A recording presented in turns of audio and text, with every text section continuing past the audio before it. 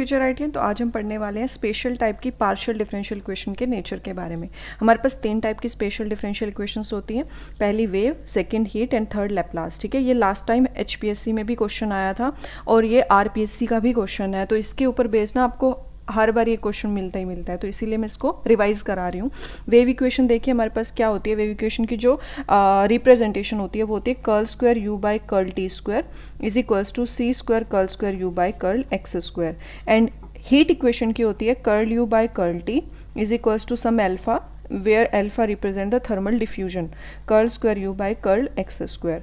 उसके बाद Laplace equation होती है del square u equals to 0। ठीक है, इसको अगर सोल्व करके लिखूं तो बनता है ये, क्योंकि ये लैप्लाशियन ऑपरेटर को डिफाइन करता है ना, तो ये हो जाएगी। ठीक है, ये भी पूछ सकते हैं कि wave equation, heat equation, Laplace equation होती क्या है, तो ये भी आपको ध्यान रखना है। अब देखिए नेचर चेक करने के लिए ना सबसे पहले आपको क्या करना है, जो भी पार्शियल डिफरेंशियल इक्वेशन दे रखी है उसको स्टैंडर्ड फॉर्म में लिख लेना। स्टैंडर्ड फॉर्म क्या होता है?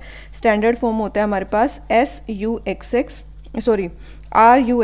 Plus SUXY plus TUYY plus जो फर्स्ट ऑर्डर के डेरिवेटिव्स होंगे वो इक्वल टू 0। उसके बाद RSNT आपको फाइंड कर लेना और फिर चेक करना है S² - 4RT। अगर ये पॉजिटिव आ रहा है तो हाइपरबोलिक हो जाएगा, इक्वल टू 0 आ रहा है पैराबोलिक हो जाएगा, लेस देन 0 आ रहा है तो ये इलिप्टिक हो जाएगा। ठीक है, अब देखिए यहाँ से अगर मैं देखूँ तो इसको मैं उस साइड शिफ्ट कराऊँ तो ये बन जाएगी इक्वेशन ये। ठीक है, उसके बाद अगर यहाँ से चेक करूँ तो R आ रहा है C², S आ रहा है 0 एंड T आ रहा है -1, तो S² - 4RT करूँगी तो 0 - 4 मल्टीप्लाई -1 मल्टीप्लाई C², तो ये पॉजिटिव 4C² आ रहा है। और C तो चाहे पॉजिटिव और नेगेटिव हमेशा क्वांटिटी पॉजिटिव रहेगी, तो इसका नेचर क्या हो गया? हाइपरबोलिक। सिमिलरली इसका नेचर अगर मैं चेक करूँगी तो ये बन जाएगी इक्वेशन ये। यहाँ से देखिए S जो है वो 0 आ रहा है, T भी 0 आ रहा है, R आ रहा है अल्फा। ठीक है, तो जब सोल्व करूँगी तो S² - 4RT कितना हो जाएगा? 0। तो मतलब नेचर क्या हो गया इसका? पैराबोलिक।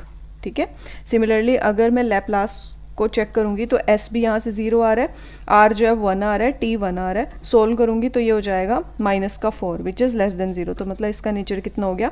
एलिप्टिक। तो जो लास्ट टाइम क्वेश्चन आया था इसमें इलिप्टिक पूछा हुआ है, इलिप्टिक कौन सा आ रहा है? लैप्लास, तो इसका मतलब लैप्लास जो है फर्स्ट ऑप्शन ट्रू हो जाएगा। ठीक है, ऐसा क्वेश्चन जो है वो RPSC में भी हर बारी मिलता है, हरियाणा पब्लिक सर्विस कमीशन के एग्जाम में भी हर बारी मिलता है, तो इसको प्लीज़ रिवाइज कर लीजिएगा एक बारी, ताकि आपका एटलीस्ट एक क्वेश्चन तो गलत होने से बचे, क्योंकि ये कई बार ना मिसअंडरस्टैंडिंग क्रिएट कर देता है। तो आपको ध्यान रखना है वेव जो है वो हमेशा हाइपरबोलिक नेचर की होगी, हीट हमेशा पैराबोलिक होगी और लैप्लास हमेशा इलिप्टिक होगी। ठीक है, ऐसे आप ध्यान रख सकते हो। आई होप आपको वीडियो अच्छी लगी होगी, अगर लगी है तो प्लीज़ चैनल को सब्सक्राइब कर लें and thank you so much for watching the whole video. Thank you.